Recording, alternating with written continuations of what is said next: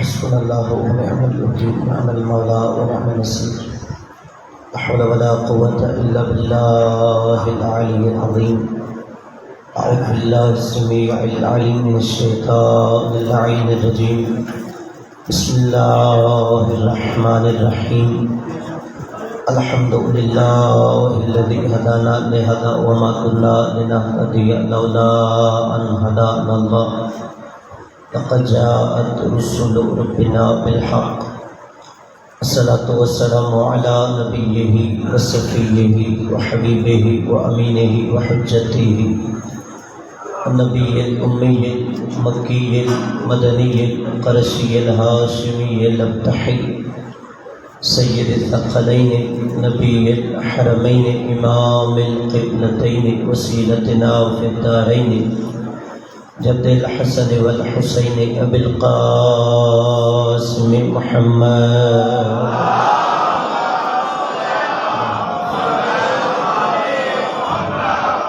وعلى آله الذين أذهب الله عنهم الرجس وطهرهم تطهيرا.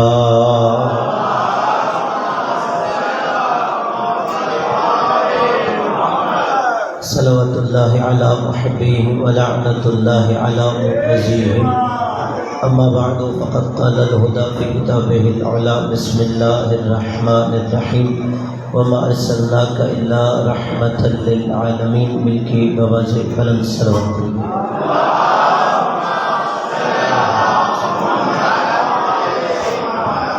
نعرہ تکبیر. ملکی پنجتن کے خالی کلام ہے، بلندی سے بلند ہے، بلند آواز سے نعرے کا جواب دیجیے. نعرہ تکبیر، نعرہ رسالت. یہ نعرہ مسلمان کی پہچان نعرہ ہوتا ہے. سب مل کے اپنے اسلام کا اعلان کیجیے. نعرہ رسالت، نعرہ حیدری. رسول کی حدیث ہے حضرت علی علیہ السلام کی محبت مومن کی نشانی ہوتی ہے.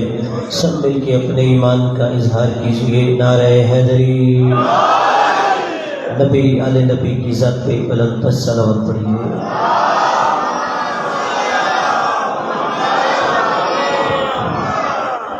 سب سے پہلے آپ تمام احباب کی خدمت میں آج کے دن کی مناسبت سے مبارکباد پیش کرتا ہوں، اور یقیناً یہ دعا کی قبولیت کی گھڑی ہے، اور ہم اپنی ضعف کے مطابق مانگتے ہیں. اور میں یہی کہوں گا کہ بار الہ آج کے دن جتنا عشق میں خوشی کا سما تھا، جتنا بزم ملکوت میں خوشی کا سما تھا، جتنا حوران جنت میں خوشی کا سما تھا، وہ ساری خوشیاں مالک ہماری جھولیوں میں ڈالتے، اور ہمیں سوائے نبی آل نبی کے کسی کا محتاج نہ فرمائے. اور قبلہ توجہ ہے کہ کچھ عرض کروں. صرف آپ کے اذہان عالیہ کو اپنی طرف متوجہ کرنے کے لیے پیچھے والوں کی خاص توجہ چاہوں گا. صلوات پڑھیے ذرا نبی کی ذات پر.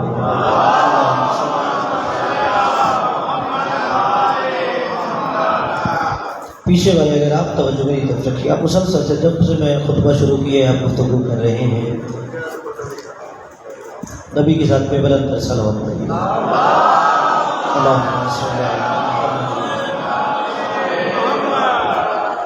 قبلہ آپ کے اذہان عالیہ کو اپنی طرف متوجہ کرنے کے لیے 4 مصرے پڑھ رہا ہوں، کیونکہ مجھ سے پہلے ناظم ممبر آپ کو 4 مصروں کے ذریعے اپنی طرف متوجہ کر رہے تھے.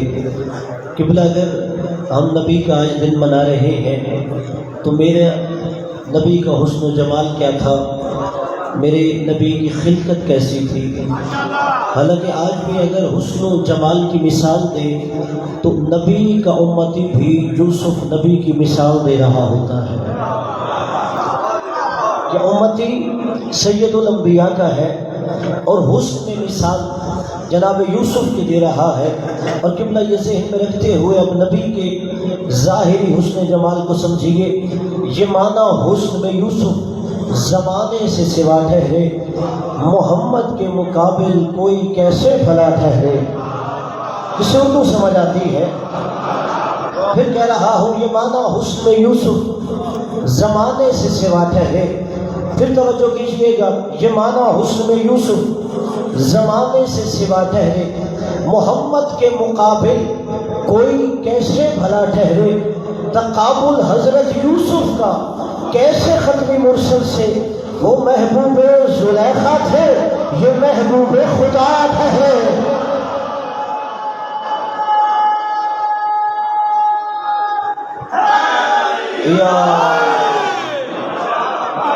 وہ محبوب زلیخا تھے، یہ محبوب خدا ٹھہرے۔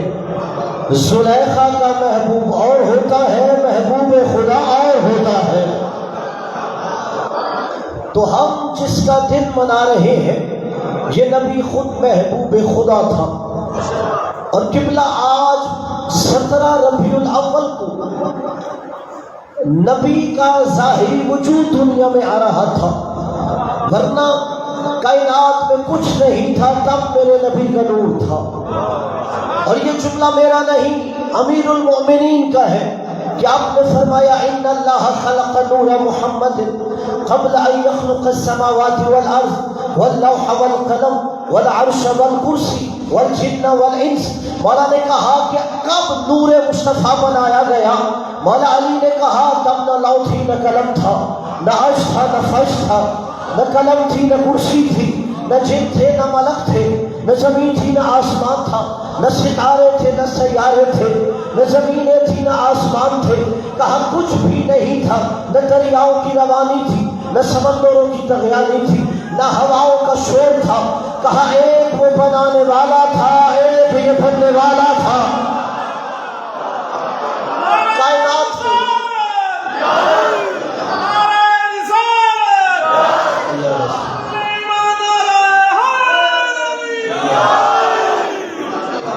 کائنات میں کچھ بھی نہیں تھا، ایک وہ بنانے والا تھا، ایک یہ بننے والا تھا۔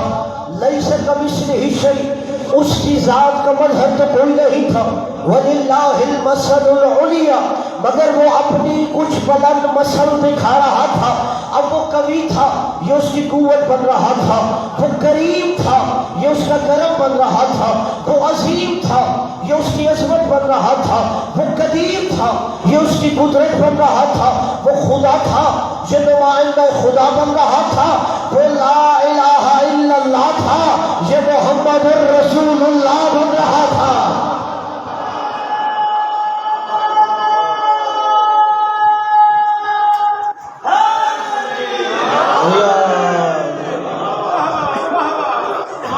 کائنات میں کچھ نہیں تھا تب اللہ نور مصطفیٰ بنا رہا تھا۔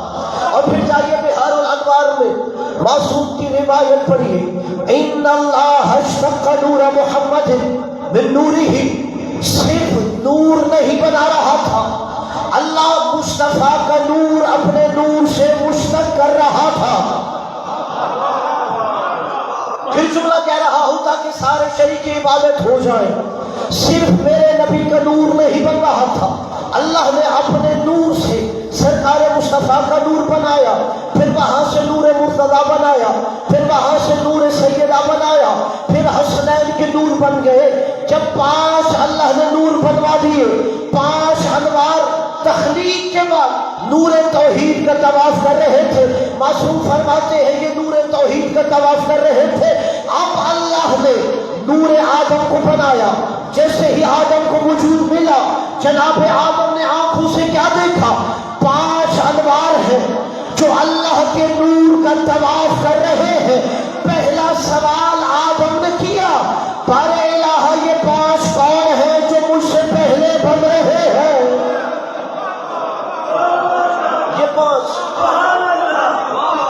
یہ 5 انوار کون ہیں جنہیں مجھ سے پہلے تو نے تخلیق کر دیا ہے؟ اب میرے سامنے جتنے برادران اسلام نبی کے امتی ہیں، وہ جملہ لوہے دل پہ نقش کرے اور فخر کیا کرو نبی کے امتی ہو۔ جب کہا نا جناب آدم نے برے الہ تعارف کروا یہ 5 انوار کون ہے، خدا نے کہا آدم اگر یہ 5 نہ بناتا تجھے بھی نہ بناتا۔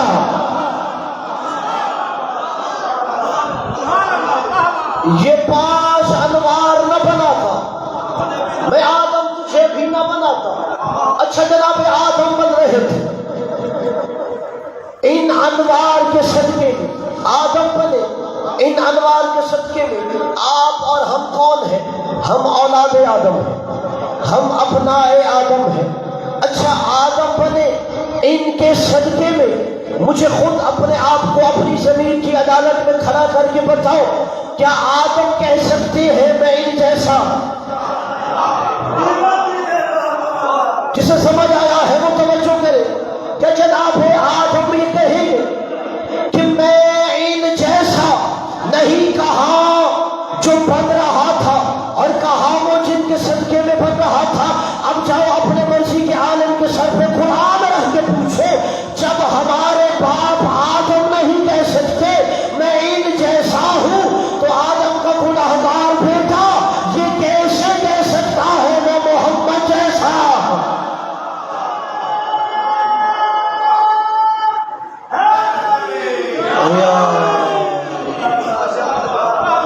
جناب آدم جن کے صدقے میں بن رہے تھے وہ یہ نہیں کہہ سکتے کہ میں ان جیسا۔ آغا صاحب آپ کی خصوصی توجہات کا طالب ہوں گا۔ میرے برادر مکرم خطیب اہل بیت ندیم عاملی صاحب بھی تشریف فرما ہے، اور قبلہ کو نہیں کہہ سکتے آدم میں ان جیسا ہوں۔ اب جیسے ہی کہا نا مجھے ان 5 کا تعارف کرواؤ، تو اب اللہ نے تعارف کروایا۔ کہا تو مجھ سے پوچھ رہا ہے یہ 5 کون ہیں جو آدم کی تخلیق سے پہلے بن رہے تھے؟ اب اللہ نے تعارف کروایا۔ کہا سنو آدم، انا محمود وہذا محمد۔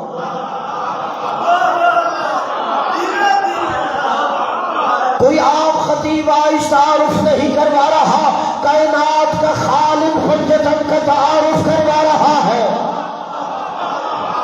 کائنات کا خالق پنجتن کا تعارف کروا رہا ہے۔ خدا نے کہا انا محمود وہذا محمد، انا الاعلی وہذا علی، انا فاطر السماوات والارض وہذہ فاطمہ، انا المحسن وہذا حسن، انا قدیم الاحسان وہذا حسین۔ اب جناب آدم کو پتہ چل گیا یہ 5 کون ہیں۔ اب جاؤ قرآن میں یہ پڑھتے ہو وَعَلَّمَ آدَمَ الْأَسْمَاءَ۔ اب اللہ نے آدم کو وہ اسماء تعلیم کر دیے۔ اللہ نے کہا آدم اب تو مجھے یہ 5 نام بتا، میں تجھے منصب خلافت عطا کر دوں گا۔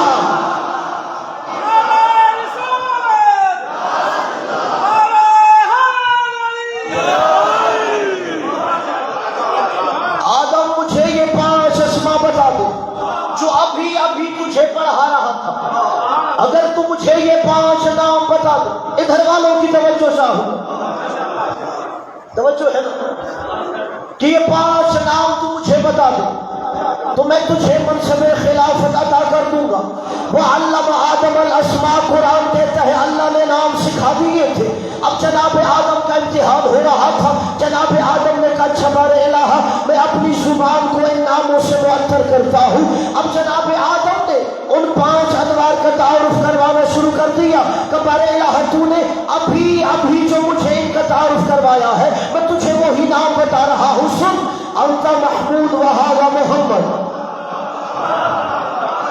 اب جناب آدم پنجتن کا تعارف کروا رہے ہیں کہ انت محمود وہذا محمد، انت الاعلی وہذا علی، انت فاطر السماوات والارض وہذہ فاطمہ، انت المحسن وہذا حسن، انت قدیم الاحسان وہذا حسین۔ جیسے ہی پنجتن کا تعارف کروایا اللہ نے کہا آدم اب تو پنجتنی ہو گیا، میں نے تجھے لوگوں کا خلیفہ بنا دیا ہے۔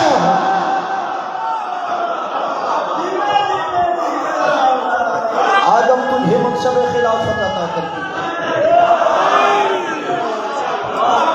آدم میں نے تجھے، تو پنجتنی ہو گیا، تو نے مجھے پنجتن کے نام بتا دیے، اب میں تجھے منصب خلافت عطا کر رہا ہوں۔ یعنی قرآن نے کہا کہ منصب خلافت کے لیے ایک معیار یہ ہوتا ہے اسے معرفت پنجتن ہونی چاہیے۔ قرآن میں معیار یہ ہے۔ اور قبلہ پھر فخر کیا کرو جب نبی کا میلاد مناتے ہو، لیکن ایک عجیب ستم ظریفی ہے کہ جب ہم نبی کا دن مناتے ہیں، پیچھے والوں کی توجہ چاہو، صلوات پڑھیے۔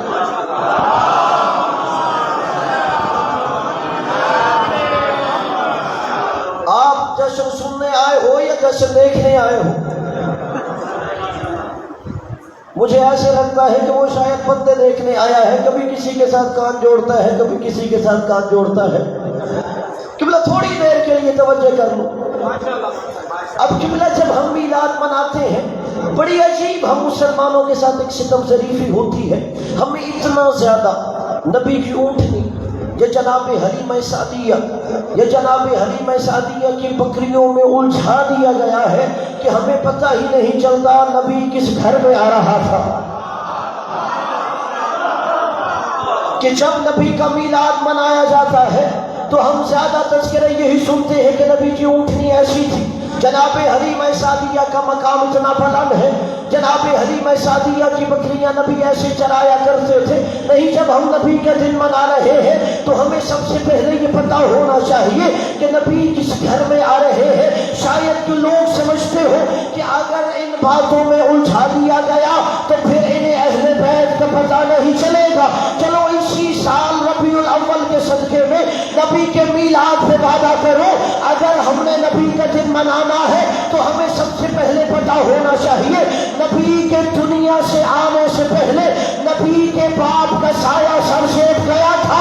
اب جاؤ تاریخ اسلام میں وہ بندہ تلاش کرو جو نبی کے بعد نبی کو باپ بن کے پالتا رہا ہے۔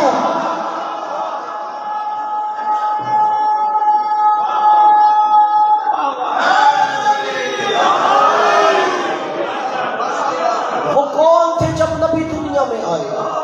باپ کا سایہ تو پہلے ہی سر سے اٹھ گیا تھا۔ وہ کون تھا جو باپ بن کے نبیوں کے سردار کو پالتا رہا ہے؟ اور قبلہ میں اختلاف روایت 2 یا 4 برس عمر تھی نبی کی جب ماں کا سایہ سر سے اٹھ گیا تھا۔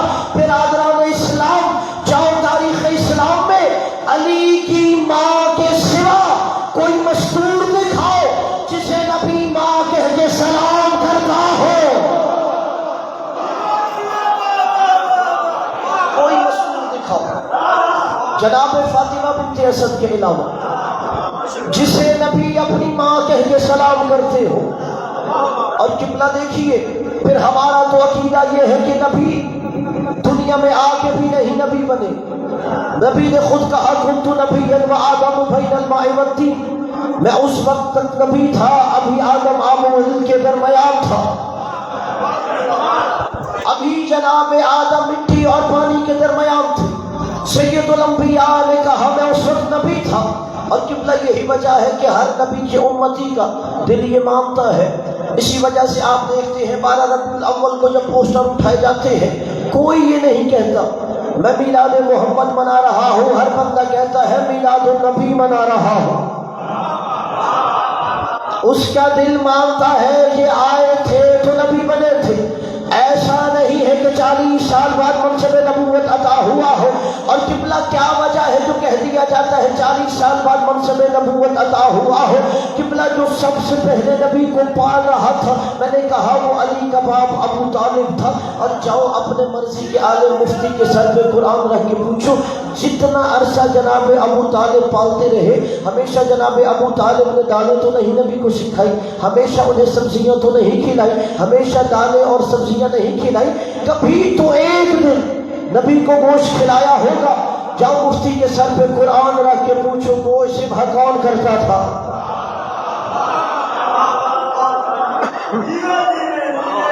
نبی کا امتی بھی کافر کا ذبیحہ نہیں کھاتا۔ آپ کسی مسلمان کو کہو یہ جانور ہندو نے ذبح کیا، مشرک نے، وہ کہے گا کہ نہیں میں اسے نہیں کھا سکتا۔ چلو میں اور آسان کرتا ہوں، ہمارے بچے کماتے نہیں ہیں، صرف کھاتے ہیں، اور اللہ ہمیں توفیق دے ہم انہیں حلال رزق کھلائیں۔ لوگ مجبوریوں کی آڑ میں حرام کھلاتے ہیں۔ میں دعا کرتا ہوں اللہ کرے ہم سب کی مجبوریاں ختم ہو جائیں اور ہم اپنی اولاد کو حلال رزق کھلائیں۔ قبلہ میں نے عام مسلمان کے بچے کے لیے دعا مانگی کہ وہ رزق حلال کھلائے بچے کو، اور ہر بندے کے دل سے آمین نکلی ہے۔ اچھا عام مسلمان کے بارے میں ہے وہ حلال رزق کھائے، سوچو وہاں حالت کیا ہوگی جہاں نبی پلتا ہوگا۔ یہ عام مسلمان کا ہے وہ حلال کھائے، وہاں حالت کیا ہوگی جہاں نبی پلتا ہوگا۔ چلو میں قرآن سے دکھا دیتا ہوں وہاں چاہیے. اللہ نے قرآن میں کہا یا ایھا الرسل کلوا من الطیبات، اے میرے رسولوں ایسی غذا کھانا جو طیب بھی ہو، طاہر بھی ہو، پاک بھی ہو، پاکیزہ بھی ہو. قبلہ یا تو یہ مان لو کہ نبی بچپن سے نبی تھے اور نبی جانتے تھے طیب کیا ہوتا ہے، طاہر کیا ہوتا ہے، اور اگر یہ نہیں مانتے تو پھر ماننا پڑے گا. ابو طالب جانتا تھا نبیوں کو غذا کیسی دی جاتی ہے.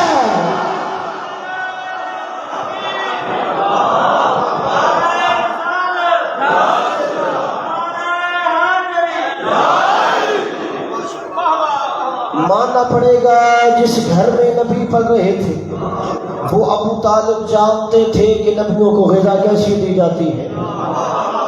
تو قبلہ جب نبی کا دن مناتے ہیں ہمیں پتہ ہونا چاہیے نبی کس گھر میں پروان چڑھ رہے تھے. اور میں جملہ آسان کر دیتا ہوں، اتحاد بین المسلمین کے تحت ہی جملہ کہہ رہا ہوں. میرے جتنے یہاں برادران اسلام تشریف فرما ہے، قبلہ ایک مجبوری پھر دوسری ہے. یہ جو کہا جاتا ہے نا نبی 40 سال بعد نبی بنے تھے، حالانکہ اگر آپ قرآن پڑھو اللہ نے کہا لقد من اللہ علی المؤمنین اذ بعث فیہم رسولا من انفسہم. سورہ آل عمران ہے، حدیث نہیں ہے، کوئی کہہ دے ضعیف ہوگا. قرآن کی آیت ہے جو منکر ہوتا ہے اسلام سے خارج ہو جاتا ہے. اللہ نے کہا لقد من اللہ علی المؤمنین اذ بعث فیہم رسولا من انفسہم، کہ اللہ نے مومنوں پر احسان کیا کہ ان کے اندر رسول بھیجا. اللہ جانے کسے آیت سمجھ آئی ہے. لقد من اللہ علی المؤمنین، اللہ نے مومنوں پر احسان کیا، ان میں سے رسول بھیجا. اچھا اللہ نے مومنوں میں سے رسول بھیجا تو پھر قبلہ ماننا پڑے گا نبی کے آنے سے پہلے بھی کوئی مکے میں مومن تھے. قرآن کی آیت ہے جاکے سورہ آل عمران کھول کے پڑھیے، نبی کے آنے سے پہلے بھی کوئی مکہ میں مومن تھے. پتہ چلا مومن دو طرح کا ہوتا ہے، ایک وہ جسے نبی آ کے مومن بناتا ہے اور دوسرا وہ مومن ہوتا ہے جو حالت ایمان میں نبی کا انتظار کر رہا ہوتا ہے.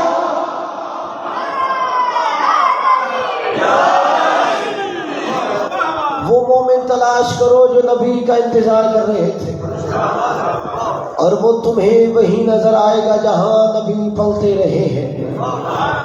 اور قبلہ پھر نبی نے 40 سال سے پہلے زندگی کے 2 ادوار گزارے ہیں. ایک نبی نے بچپن گزارا، ایک نبی نے جوانی گزاری. اور قبلہ جب یہ کہا جاتا ہے نا کہ نبی بچپن سے نبی ہے تو پھر یہ بھی ماننا پڑتا ہے نبی کا بچپن بھی معصوم تھا، نبی کی جوانی بھی معصوم تھی. اور قبلہ جب یہ مان لیں کہ نبی کا بچپن بھی معصوم تھا اور نبی کی جوانی بھی معصوم تھی تو نبی کے بعد بھی دین اس کے دروازے سے لینا پڑے گا جس کا بچپن بھی نبی جیسا پاک ہو، جوانی بھی محمد جیسی طاہر ہو. دین اس کے دروازے سے ہم لیں گے. اور قبلہ پھر جب ہم نبی کا دن منا رہے ہوتے، ابھی میرے آنے سے پہلے میرے بھائی نے بہت خوبصورت نعرے بھی لگوائے. اگر صرف مسلمان یہ نعرے بھی سمجھ لے تو پھر بھی نبی جس گھر میں آ رہے تھے اس کا مقام سمجھ میں آ جائے گا. اور یہاں تک کہ جب 12 ربیع الاول کا دن منایا جاتا ہے تو ہم دیکھتے ہیں کہ پاکستان کی ہر سڑکوں پہ وہ نعرے گونج رہے ہوتے ہیں جو ابھی یہ لگا رہے تھے کہ غلام ہے، غلام ہے، رسول کے غلام ہے. کہ ذرا بولیے غلام ہے، غلام ہے، غلام ہے، غلام ہے. کہ پیچھے والے چپ ہے، آپ کسی اور کے غلام ہو. سب مل کے نعرے کا جواب دیجیے. اس غلامی میں تو ہمیں فخر ہونا چاہیے. غلام ہے، غلام ہے. ابھی بھی ایسے نہیں بلند آواز سے ہونا چاہیے. غلام ہے، غلام ہے، غلام ہے، غلام ہے. غلامی رسول میں، غلامی رسول میں.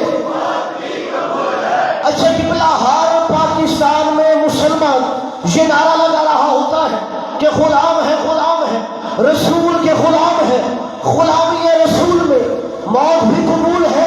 اس سال نبی کے میلاد پہ وعدہ کرو جب بھی آئندہ یہ نعرہ سنو گے تو اس عالم مفتی کا کندھا ہلا کے پوچھو گے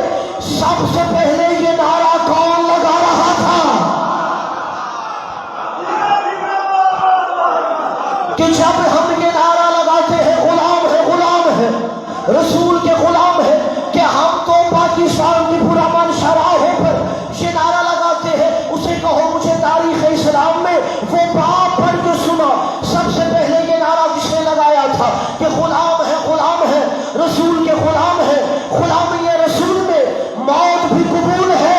اگر وہ تمہیں بتا دے تو خوش قسمت ہو، اگر نہیں تو اپنے بچوں کو بطور امانت جملہ ہدیہ کر رہا ہوں۔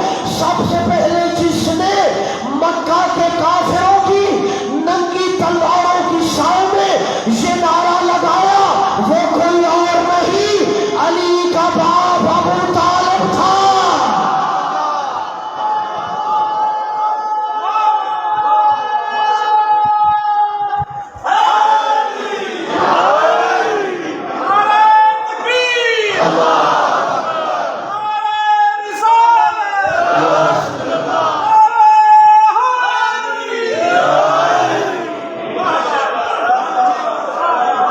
سب سے پہلے جس نے بتایا کہ ہم غلام ہے رسول کے غلام ہے، غلامی رسول میں موت بھی قبول ہے، وہ کوئی اور نہیں، وہ علی کا باپ ابو طالب تھا۔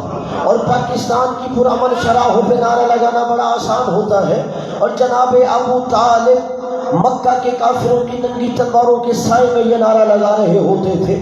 اور قبلہ یہی وجہ ہے کہ اگر بندہ صرف وہ نعتیں ہی سمجھ لے کہ جو در حقیقت ہم یہاں مسجدوں سے سن رہے ہوتے ہیں تو ہمیں پھر بھی اس گھر کا مقام سمجھ آ جائے گا جس گھر میں سید الانبیاء آ رہے تھے۔ اور اکثر ایک نعت میں نے سنی ہے اور دیکھی ہے کہ وہی بچے سوتے ہوئے جوان ہو جاتے ہیں، جوان بزرگی میں چلے جاتے ہیں، اور یہاں تک کہ ہر ایک کے لوہے دل پہ وہ نعت نقش ہوئی ہے کہ ہر مسجد سے وہ نعت پڑھی جا رہی ہوتی ہے کہ شاہ مدینہ یثرب کے والی سارے نبی تیرے در کے سوالی،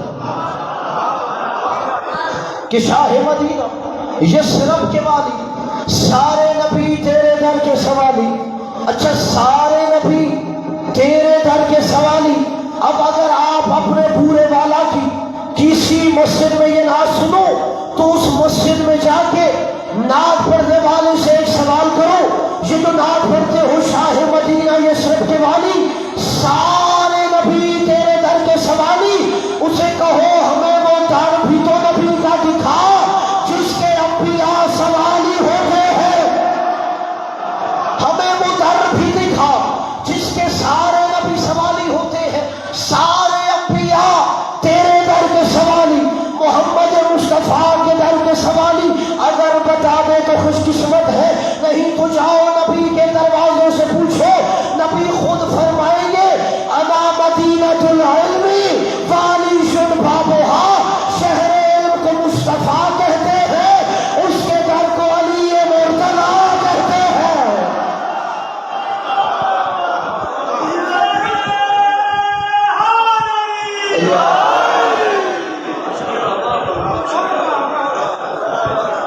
جو شہر علم ہے اسے سرکار مصطفیٰ کہتے ہیں، اور جو اس کا در ہے اسے علی مرتضیٰ کہتے ہیں۔ اور قبلہ صرف اگر وہی آپ اشعار اپنے انوار قلوب پہ جو نقش کیے ہوئے ہیں ان کی گہرائیوں میں چلے جاؤ، پھر بھی تمہیں اس گھر کا مقام سمجھ آ جائے گا جہاں سید الانبیاء آ رہے تھے۔ اور قبلہ پھر کوئی یہ کیسے کہہ سکتا ہے کہ ہم نبی جیسے یا نعوذ باللہ نبی ہم جیسے، کہ پھر حدیث قدسی ہے لولاک لما خلقت الافلاک، کہ محمد مصطفیٰ اگر میں تجھے نہ بناتا کائنات میں کچھ بھی نہ بناتا، یعنی کائنات میں جو کچھ بھی اللہ نے کہا میں بنا رہا ہوں وہ سرکار محمد مصطفیٰ کا صدقہ ہے، یعنی زمین بنی تو نبی کا صدقہ ہے، آسمان بنا تو یہ نبی کا صدقہ ہے، اگر ستارے بنا دیے یہ نبی کے وجود کا صدقہ ہے، اگر سیارے بنی تو نبی کا صدقہ ہے، اگر جنتیں بنی تو یہ نبی کے صدقے میں، اگر حوض کوثر بنا نبی کے صدقے میں، اگر سلسبیل ہے تو نبی کا صدقہ، اگر یہ چاند اور روز سورج ہے تو نبی کا صدقہ ہے۔ قبلہ صرف عام بندوں کی بات نہیں کر رہا، کائنات میں اللہ نے کہا اگر تجھے نہ بناتا تو میں کائنات میں کچھ بھی نہ بناتا۔ قبلہ عام بندے کی کچھ بات کرتا ہوں، یعنی اگر محمد مصطفیٰ نہ ہوتے تو آدم صفی اللہ نہ ہوتا، اگر محمد مصطفیٰ نہ ہوتے تو نوح نجی اللہ نہ ہوتا، اگر محمد مصطفیٰ نہ ہوتے تو ابراہیم خلیل اللہ نہ ہوتا، اگر محمد مصطفیٰ نہ ہوتے موسیٰ کلیم اللہ نہ ہوتا، اگر میرے نبی محمد مصطفیٰ نہ ہوتے اسماعیل ذبیح اللہ نہ ہوتے، اگر जनाब ईसा रूहुल्लाह ना होते, किबला आम बंदे की बात ही नहीं, 1.25 लाख अंबिया जिसके सदके में बन रहे हो उसे मोहम्मद मुस्तफा कहते हैं।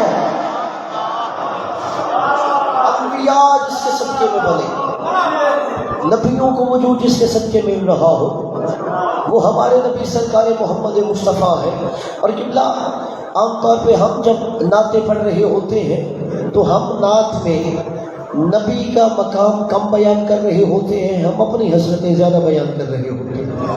मसलन हमने नात पढ़ी कि अल्लाह मुझे मदीने का दर दिखा दे, अल्लाह मुझे नबी का रोज़ा दिखा दे, अल्लाह मेरी झोलियाँ भर दे। नात तो उसे कहते हैं जिसमें नबी की शान बयान की जाए।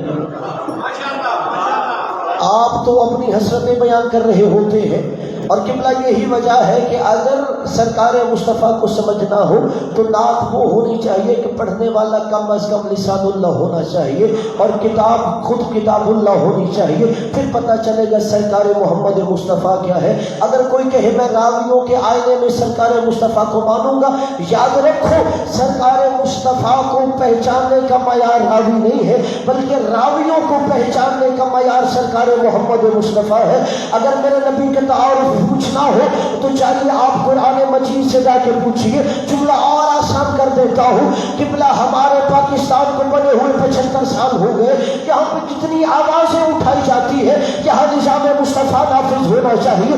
जितनी दफा इस्लामाबाद बंद कर दिया गया, यहाँ पाकिस्तान में निज़ाम मुस्तफ़ा नाफिज होना चाहिए। पूरे पाकिस्तान को बलाक कर दिया जाता है, यहाँ निज़ाम मुस्तफ़ा नाफिज होना चाहिए। क्या वजह है 75 सालों में यहाँ निज़ाम मुस्तफ़ा क्यों नाफिज ना हो सका?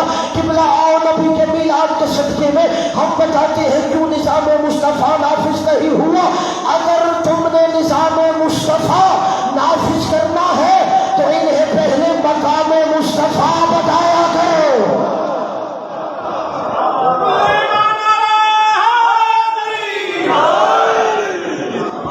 पाकिस्तान के मुसलमानों को पहले मकाम मुस्तफ़ा बताओ, जब इन्हें मकाम मुस्तफ़ा का पता होगा फिर ये निज़ाम मुस्तफ़ा की बात करेंगे।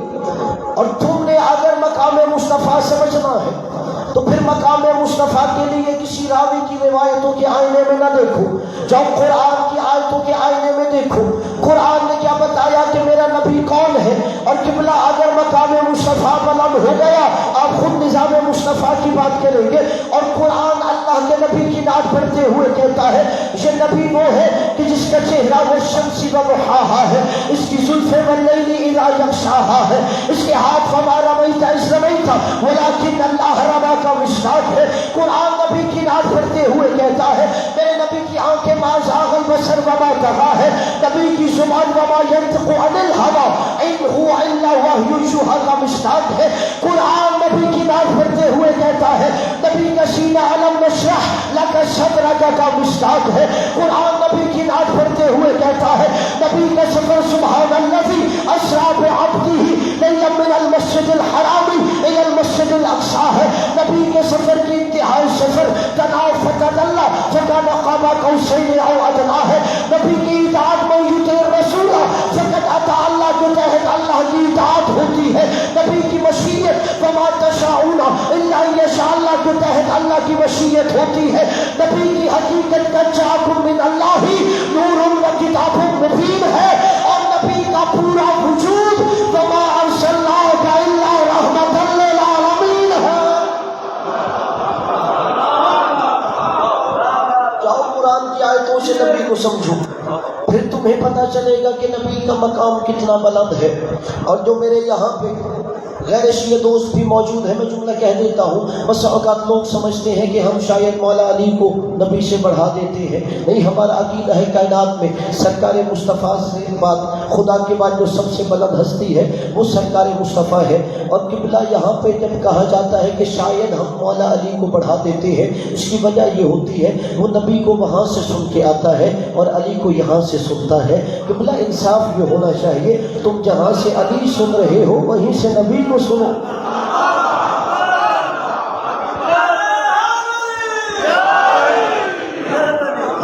फिर तुम देखना कि क्या हम नबी को अली से बढ़ा रहे हैं या अली को नबी से बढ़ा रहे हैं। फिर तुम्हें पता चले हमारा अकीदा है कायनात में خدا کے بعد بلند ہستی کو سرکار محمد مصطفیٰ کہتے ہیں، اس لیے کہ ہم نے نبی کو قرآن کی آیتوں کے آئینے میں سمجھا ہے، اور قرآن نے جب نبی کا تعارف کروایا، قرآن نے کہا یہ اِنَّا أَعْطَيْنَاكَ الْكَوْثَرَ کا مصداق ہے، یہ نبی بشیرا و نذیرا ہے، یہ نبی تِلْكَ الرُّسُلُ فَضَّلْنَا بَعْضَهُمْ عَلَىٰ بَعْضٍ کے تحت سید الانبیاء والرسل ہے۔ قرآن نے کہا یہ نبی ثم اورثنا الکتاب الذین اصطفیناہ من عبادنا کے تحت یہ نبی وارث قرآن ہے۔ قرآن نے کہا یہ نبی جاہدوا فی سبیلہ ہے، حولہ لنریہ من آیاتنا ہے، نبی خاتم النبیین ہے، داعیا الی اللہ باذنہ ہے، یہ نبی ذالک الکتاب لا ریب فیہ کا مصداق ہے، نبی رؤوف الرحیم ہے، زینۃ الدارین ہے، سراجا منیرا ہے، نبی شاہدا و مبشرا و نذیرا ہے، نبی صراط مستقیم ہے، یہ نبی ضحیٰ ہے، یہ نبی دعا ہے، نبی ذکر بالمؤمنین خیرا ہے، نبی عالم الغیب ہے، ہمارا نبی غیب السماوات والارض ہے، فاسألوا اہل الذکر ان کنتم لا تعلمون کا مصداق ہے، یہ نبی نور السماوات والارض نور علی نور ہے، میرا نبی قرآن کی زبانی یاسین والقرآن الحکیم انک لمن المرسلین ہے۔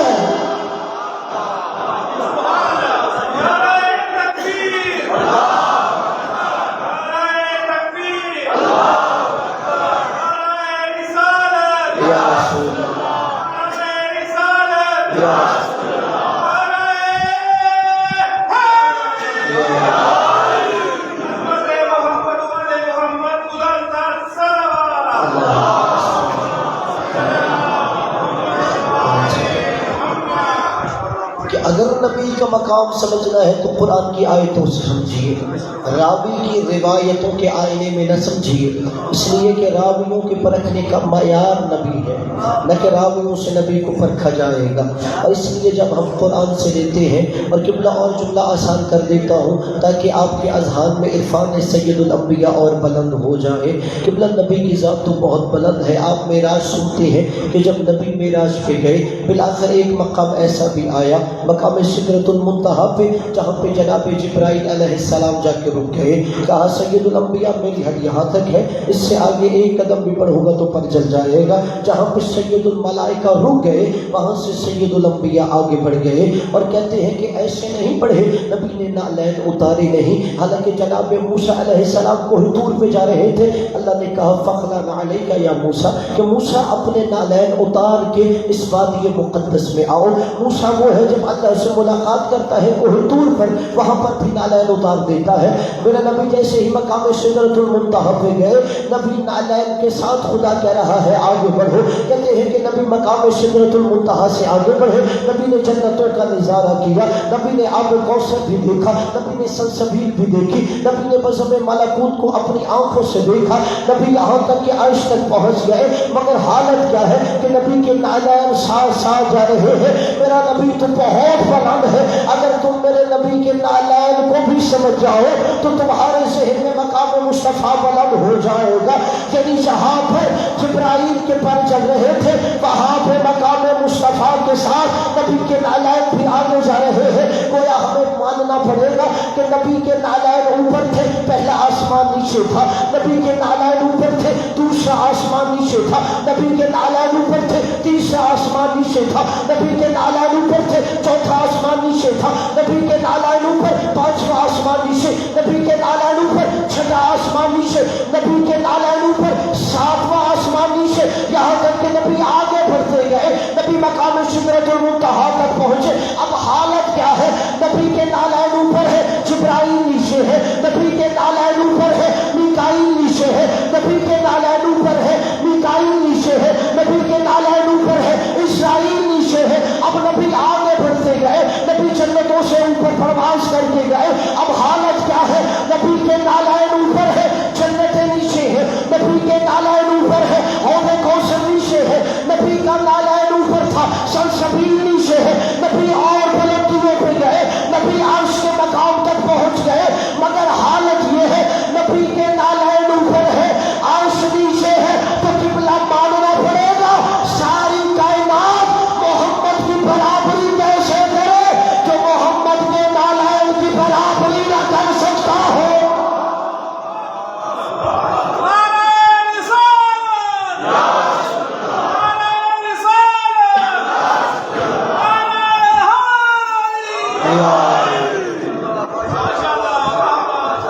نبی کے نالین وہاں تک چلے گئے جہاں سید الملائکہ نہیں جا سکتا تھا، اور شاید یہی وجہ ہے کہ مسلمانوں کو دیکھتے ہیں کہ وہ نبی کے نالین کا نقش بنا کے اپنی دستار پہ لگاتے ہیں یا وہ اپنے سینوں پہ سجاتے ہیں کہ نبی کے ساتھ محبت کا اظہار کیا جاتا ہے۔ اچھا مجھے یہ بتاؤ، یہ نبی کے نالین ہوتے کہاں تھے؟ نبی کے قدموں میں۔ جتنے میرے یہاں برادران اسلام ہیں، یعنی ہم جو نبی کے قدموں میں نالین ہوتے ہیں، ہم ان کا نقش بنا کے اپنی دستار پہ سجاتے ہیں، تو کہ بلا یہیں پہ سوچ لو، جب نبی کے نالین کا اتنا مقام ہے کہ جو نبی کے قدموں میں ہوتی ہے، تو ان کا مقام کیا ہونا چاہیے جنہیں محمد اپنے طیش پہ اٹھاتا ہے۔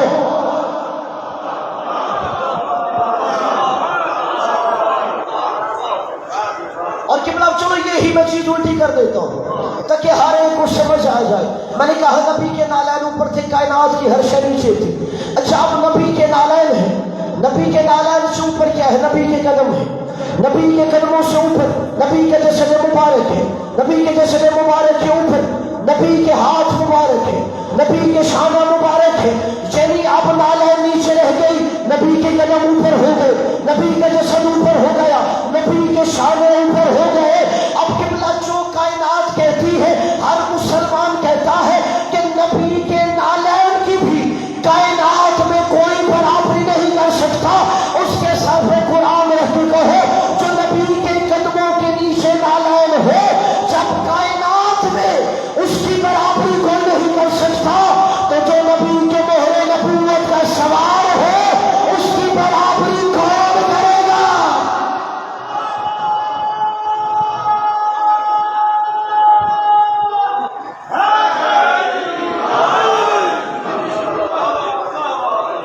جو نبی کے قدموں میں نالین ہیں، جب ان کی برابری کوئی نہیں کر سکتا، تو جو نبی کے شانوں کے سوار ہو ان کی برابری کون کرے گا؟ اور دو جملے چونکہ آج دو صادقوں کا دن ہے، اس میں بھی میں دو جملے کہہ دیتا ہوں۔ اور قبلہ یہ قدرت کا انتظام ہے، مشیت کا خاص اہتمام ہے کہ دونوں سچے 17 ربیع الاول کو آ رہے گا۔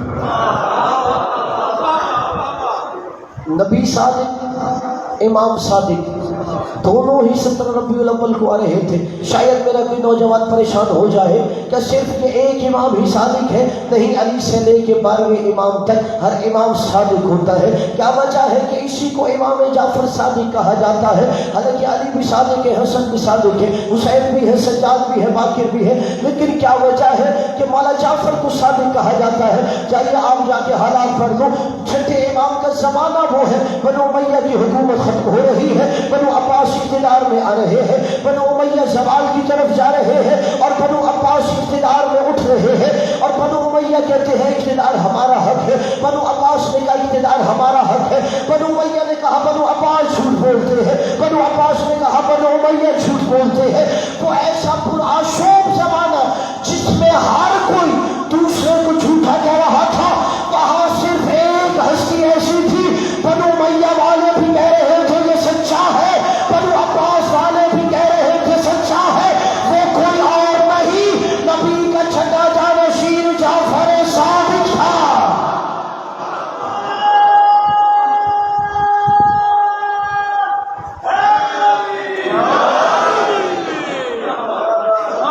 اس لیے اس امام کو خاص طور پہ لقب صادق عطا کیا جاتا ہے۔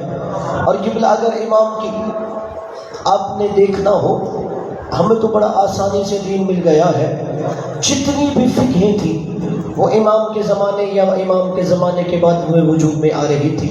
فقہ حنفیہ بنی، امام کے شاگرد امام ابو حنیفہ نے بنائی۔ فقہ مالکیہ بنی، امام کے شاگرد امام مالک بن انس نے بنائی۔ فقہ شافعیہ بنی، امام کے شاگرد نے بنائی۔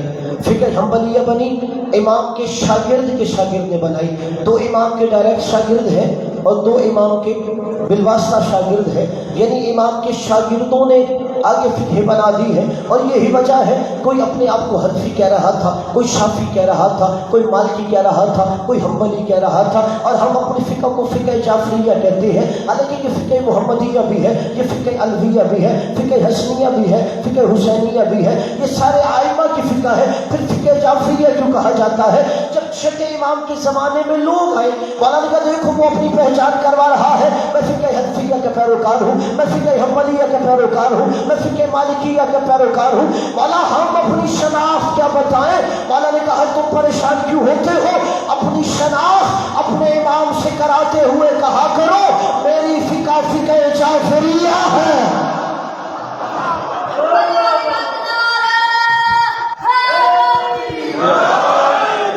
میں جعفر صادق کی فقہ کا ماننے والا ہوں اور آپ تک بڑی آسانی سے فقہ پہنچ گئی، شاید ہم سمجھتے ہو نہیں، جاؤ دیکھو منصور دوانگی کا زمانہ ہے، بنو عباس نے امام سے دور کرنے کے لیے ایک قانون بنایا۔ وہ قانون کیا تھا کہ اگر تم ہمارے درباری مفتی سے مسئلہ پوچھو گے تمہیں 1 دینار انعام دے دیا جائے گا، اگر تم جعفر صادق کے دروازے پہ جاؤ گے تمہیں 1 دینار حکومت کے خزانے میں ٹیکس دینا پڑے گا۔ لوگ پریشان ہو گئے، والا اب آپ سے دور کرنے کے لیے حکومت نے عجیب قانون بنا دیا ہے، اگر درباری مفتی سے مسئلہ پوچھتے ہیں 1 دینار انعام ملتا ہے، اگر امامت کے دروازے پہ آتے ہیں 1 دینار ہمیں ٹیکس دینا پڑتا ہے۔ اب قبلہ صرف علی ہی مشکل کشا نہیں، یہ 14 کی 14 مشکل کشا ہے۔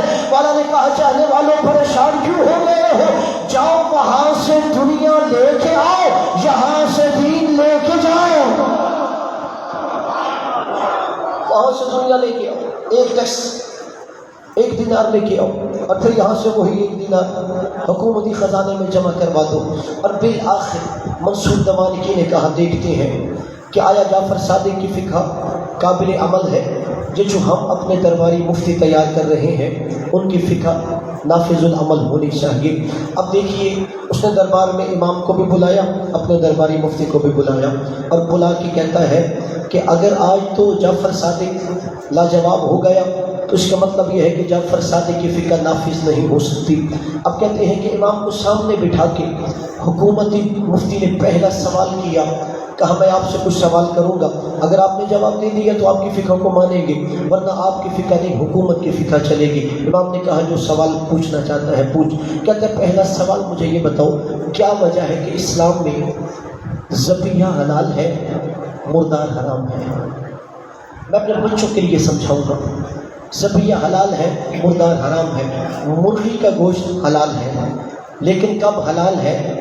جب اسے شرعی طریقے سے ذبح کیا جائے تب یہ مرغی حلال ہے، اور اگر رات کو سردی سے مر گئی یا بیمار تھی مر گئی تو یہ حلال گوشت بھی حرام ہو جائے گا۔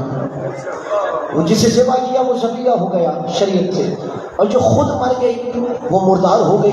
وہ کہتی ہے تو ایک ہی جانور، جعفر صادق میں تو ذبیحہ حلال ہے مردار حرام ہے، دونوں میں کیا فرق ہے؟ مولا نے کہا دونوں میں خون کا فرق ہے۔ جو بزرگ ہے وہ جملہ سمجھیں گے، دونوں میں خون کا فرق ہے۔ کہ کیا خون کا فرق ہے؟ کہ ایک کے بدن سے خون نکل جاتا ہے دوسرے کے بدن میں رہ جاتا ہے۔ وہ کہتے ہیں اچھا کیا حرج ہے اگر جانور کے جسم کے اندر ہی خون رہ جائے تو پھر کیا حرج ہے، کیوں حرام ہو گئی؟ خون کا کھانا پینا کیوں حرام ہے؟ مولا نے کہا خون کھانے پینے کے 3 نقصان ہوتے ہیں، جو خون کھاتا یا پیتا ہے اس کے جسم سے بدبو آتی ہے، جو بھی خون کھائے گا یا پیے گا جسم سے بدبو آئے گی۔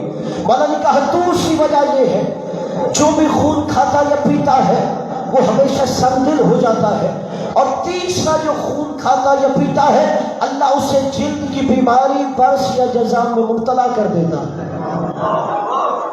اس نے کہا ٹھیک ہے۔ کہتا ہے اچھا میں بازار گیا، یہ جملے چونکہ سمجھنے والے ہیں میں اور آسان کر دیتا ہوں۔ کہا میں بازار گیا، بازار سے میں گوشت لے کے آیا، کہ مجھے نہیں پتا یہ ذبیحہ ہے یا مردار ہے۔ اور قبلہ جب میں لاہور میں یہ جملہ پڑھتا ہوں نا بڑے لاہور والے توجہ سے سن رہے ہوتے ہیں کہ ہم شہر بازار گئے، وہاں سے گوشت لے کے گھر آ گئے، اب ہمیں نہیں پتا یہ گوشت حلال ہے یا حرام ہے، ہمیں نہیں پتا یہ ذبیحہ تھا یا مردار تھا، ہمیں جو کھلایا جا رہا تھا یہ بیمار تھا خود مر گیا ہے یا حلال طریقے سے ذبح ہوا۔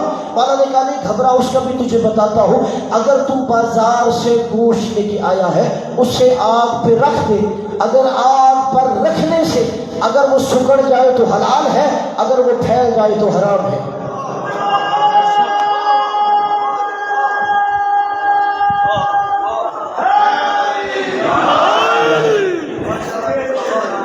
اگر وہ سکڑ گیا تو اس کا مطلب ہے حلال ہے، اگر وہ پھیل گیا ہے تو سمجھ وہ حرام ہے۔ وہ کہتے ہیں اچھا مجھے یہ بتاؤ، آپ نے کہا کہ اسے ذبح کیا جائے گا، جسم سے خون نکلے گا تب وہ حلال ہوتی ہے، کہا پھر مچھلی کو تو ذبح نہیں کیا جاتا، مچھلی کو تو ذبح نہیں کیا جاتا، پھر وہ حلال کیسے ہو گئی؟ مولا نے کہا مچھلی کو پانی سے زندہ پکڑ لینا ہی اس کا ذبیحہ ہوتا ہے، مچھلی کو پانی سے زندہ پکڑ لینا ہے اس کا ذبیحہ ہوتا ہے۔ کہا وہ کیسے؟ مولا نے کہا پہلی وجہ مچھلی کے اندر خون بہت کم ہوتا ہے، جیسے ہی مچھلی کو پانی سے زندہ پکڑا جاتا ہے باہر آ کے مچھلی تڑپنے لگتی ہے، جیسے ہی وہ تڑپتی ہے اس کا جو جسم میں تھوڑا سا خون ہے وہ سر کے پاس جمع ہو جاتا ہے اور اس طرح اس کا ذبیحہ حلال ہو جاتا ہے۔ وہ کہتا ہے اچھا پھر مجھے یہ بتاؤ، اللہ نے نماز کو عربی زبان میں ہی کیوں کہا ہے؟ مثلا اللہ یہ کہہ دیتا پنجابی میں پڑھ دوں، اردو میں پڑھ دوں، اللہ نے یہ کیوں کہا کہ عربی زبان میں نماز ہونی چاہیے؟ امام نے اس لیے کہا کہ عربی زبان میں نماز ہونی چاہیے تاکہ ہزاروں سال بعد بھی نماز اپنی اصلی حالت میں باقی رہے، نماز کے اندر کوئی تغیر و تبدل نہ ہو۔ وہ کہتے ہیں اچھا اللہ تو ہر طرف ہوتا ہے، پھر کیا وجہ ہے کہ ہم خانہ کعبہ کی طرف منہ کرتے ہیں؟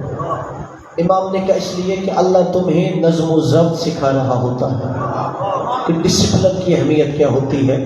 وہ کہتے ہیں اچھا آپ خود کو سید ہونے میں بڑا ناز کرتے ہو، جو سادات ہیں اس جملے پر ان کی خصوصی توجہ چاہوں گا کہ کیا وجہ ہے آپ خود کو سید ہونے میں بڑا ناز کرتے ہو؟ کیا سید ہونا شرف ہے؟ مولا نے ایسا جملہ کہا میں ہزاروں جانے مولا کے قدموں سے مس ہونے والی خاک پہ قربان کروں، مولا کے جملے کا حق ادا نہیں ہوگا۔ کہتا ہے کہ کیا شرف ہے کہ آپ خود کو سید ہونے پہ ناز کرتے ہو؟ مولا نے کہا ہمارے نسب کے اعزاز کے لیے یہ ایک بات کافی ہے، لوگ ہمارے نسب میں داخل ہوتے ہیں، ہم کسی کے نسب میں نہیں جاتے۔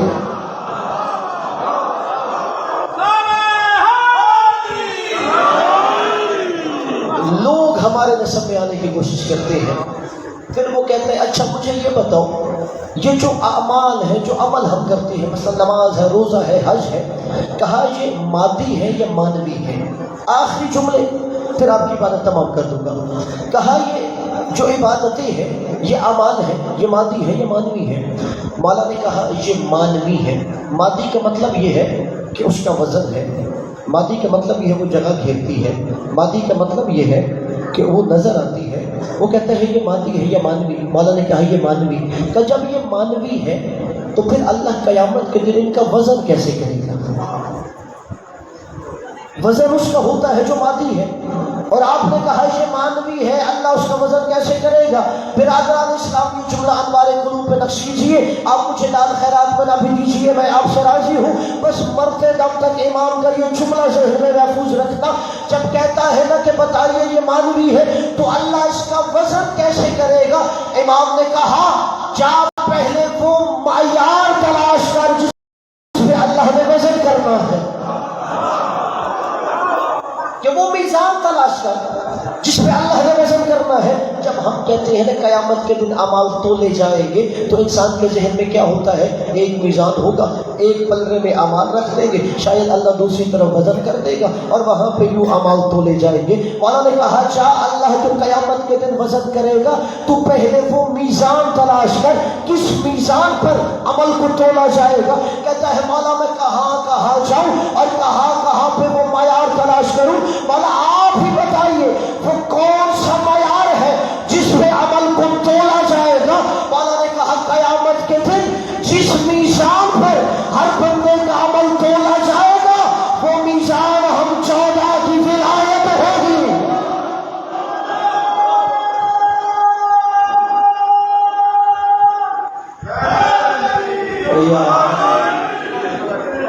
مولا نے کہا وہ ہم 14 کی ولایت معیار ہوگی، اس معیار پہ تمہارے عمل کو تولا جائے گا۔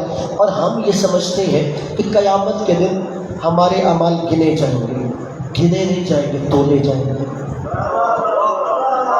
پھر جملہ کہہ رہا ہوں قیامت کے دن عمل گنا نہیں جائے گا، تولا جائے گا۔ گننے سے مراد کیا ہے؟ ہم سمجھتے ہیں کہ اگر میں نے 100 عمل کیا، 51 نیکیاں ہیں، 49 برائیاں ہیں، یعنی میں جنت میں چلا جاؤں گا۔ ہم یہ سمجھتے ہیں کہ اگر 51 برائیاں ہیں، 49 نیکیاں ہیں، جہنم میں چلا جاؤں گا۔ نہیں، عمل گنا نہیں جائے گا، تولا جائے گا۔ تمہاری نماز تولی جائے گی، تمہارا روزہ تولا جائے گا، تمہارا حج تولا جائے گا، تمہاری زکوٰۃ تولی جائے گی، تمہارے جہاد کو تولا جائے گا۔ اور جب اس نے کہا مولا پھر بتائیے وہ کون سی شے ہے جس سے عمل میں وزن پیدا ہو جاتا ہے؟ مولا نے کہا وہ کچھ اور نہیں، ہم 14 کی ولایت عمل کو وزنی کر دیتی ہے۔ اگر میرے دل میں ہماری ولایت ہے تو تمہارے عمل وزنی ہو جائے گا۔ اب قبلہ پھر یہی وجہ ہے کہ امام نے اپنے گھر دعوت کی، یہ سارے شاگرد امام کے موجود تھے، اور امام نے جب وہاں پہ کھانا کھلایا اور کھانا کھلانے کے بعد اٹھنے لگے تو ایک شاگرد نے امام کو کہا یہ جو ایک دسترخوان پہ اتنی نعمتیں سجائی ہیں، قیامت کے دن اللہ کو اس کا حساب دینا ہے۔ یعنی شاگرد استاد کو کہہ رہا ہے، امام جعفر صادق علیہ السلام کو۔ امام نے شاگرد کی کلائی پکڑی، اسے پاس بٹھا لیا کہ تو نے کہاں سے یہ نکال لیا ہے کہ یہ جو میں نے تجھے کھانا کھلایا ہے قیامت کے دن میں نے اللہ کو حساب دینا ہے؟ وہ کہتا ہے کہ میرے پاس قرآن سے دلیل ہے۔ مولا نے کہا وہ کون سی آیت ہے جو استاد کو نہیں پتہ شاگرد کو پتہ ہے؟ کہ تیرے پاس قرآن سے دلیل ہے کہ مجھے قیامت کے دن اس کا خدا کی بارگاہ میں جو کھانا کھلایا ہے، نعمتیں رکھی ہیں، کہ اس کا حساب دینا ہوگا۔ قرآن میں ہے ثم لتسألن یومئذ عن النعیم، قیامت کے دن نعمت کا سوال کیا جائے گا۔ مولا نے کہا سن نعمان بن ثابت، دنیا کا بھی دستور ہے اگر کوئی کریم بندہ ہو، بندہ اس کے پاس کھانا کھانے جائے تو ایسے نہیں ہوتا وہ کھانا کھلانے کے بعد کہے کہ مجھے اس کا حساب دو۔ میں اور مثال دیتا ہوں تاکہ سارے میرے حاضرین کے اذہان عالیہ میں جملہ نقش ہو۔ مثلا میں یہاں پہ آیا آپ کے 507 میں، آپ نے مجھے کھانا کھلایا، آپ مجھے 1 مہینے بعد لاہور مل گئے، آپ نے کہا مولانا صاحب جو ہمارے گاؤں میں ہمارے پاس کھانا کھلایا تھا ہم نے اس کا تو حساب دے۔ ہر بندہ کہے گا یہ کیسے شریف و نفس ہے کہ خود کھانا کھلایا آپ حساب مانگ رہے ہیں؟ مولا نے کہا کہ شریف بندہ بھی، کریم بندہ بھی دنیا میں کسی کو کھانا کھلا کے اس کا حساب نہیں لیتا۔ تو نے کہاں سے نکال لیا کہ اللہ تجھے کھانا کھلا کے حساب دے گا، اللہ تجھے پانی پلا کے حساب دے گا؟ کہتا ہے میرے پاس قرآن کی دلیل ہے ثم لتسألن یومئذ عن النعیم۔ برادران اسلام ناز کیا کرو اگر آپ کے دل میں یہ نعمت عظمیٰ موجود ہے۔ جب کہا نا کہ اللہ نے قرآن میں کہا ثم لتسألن یومئذ عن النعیم، قیامت کے دن نعمت کا سوال کیا جائے گا۔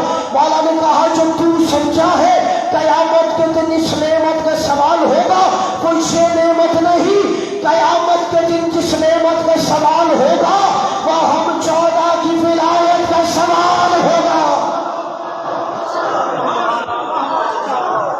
اور انہی جملوں سے میری دعا ہے کہ بارے الہ آج کے دن کے صدقے میں، نبی کے میلاد کے صدقے میں، امام صادق علیہ السلام کے صدقے میں ہم سب کے دلوں کو نبی علیہ نبی کی محبت سے منور فرما۔ بارے الہ تجھے واسطہ اس ذکر کا ہم اپنی سوچ اپنے ظرف کے مطابق مانگتے ہیں۔ جتنا عرش میں خوشی کا سامان تھا، جتنا بزم ملکوت میں خوشی کا سامان تھا، جتنا حوران جنت میں آج کے دن خوشی کا سامان تھا، وہ ساری خوشیاں ہماری جھولیوں میں ڈال دیں۔ بارے الہ تجھے واسطہ آج کے دن کا تمام حاضرین اور بانیان کی دعاؤں کو مستجاب فرما، تمام حاضرین بانیان کے مرحومین کی درجات بلند فرما، ہم سب کو حج و زیارات بار بار نصیب فرما، ہمیں اور ہمارے آنے والی نسلوں کو نبی علیہ نبی کی مودت پہ ثابت قدم فرما۔ بارے الہ تجھے واسطہ اپنی عزت و جلالت کا، تجھے واسطہ قرآن و اہل بیت نبی علیہ نبی کا، ہمیں سوائے اس گھرانے کی کسی کا محتاج کر فرما۔ پرچم اسلام کو سر پر جو بے اولاد ہیں انہیں اولاد نبی عطا فرما، جو صالح بنا، جو مقروض ہیں ان کے قرض خزانہ غیب سے ادا فرما۔ پریلا جو بے گھر ہیں انہیں گھر عطا فرما۔ پریلا کتنی ایسی دعائیں انسان کے دلوں میں ہوتی ہیں زبان پہ نہیں لا سکتا، تجھے آج کے دن کا واسطہ سید الانبیاء امام صادق علیہ السلام کا واسطہ پریلا تمام حاضرین کی ایسی دعاؤں کو مستجاب فرما، سوائے اپنی ذات کی کسی کا محتاج نہ فرما۔ ہمارے وقت کے امام کو ہم سے راضی فرما، حجت دورہ بقیت اللہ منتقل موارث حکم حسین امام زمانے کے ذہن میں تاجیل فرما، ہمیں ان کے آبان و انصار میں محشور فرما، ان کے قدموں میں شہادت نصیب فرما۔ ربنا تقبل منا انك انت السميع العليم بحق محمد وآله الطاهرين۔ ایک دفعہ سورہ فاتحہ، تین دفعہ سورہ اخلاص کی تلاوت کر کے اپنے مرحومین بالاخص اس جشن کے بانیان کے خانوادے کے جتنے مرحومین ہیں ان کی ارواح کو ہدیہ کیجیے۔ بسم اللہ الرحمن الرحیم۔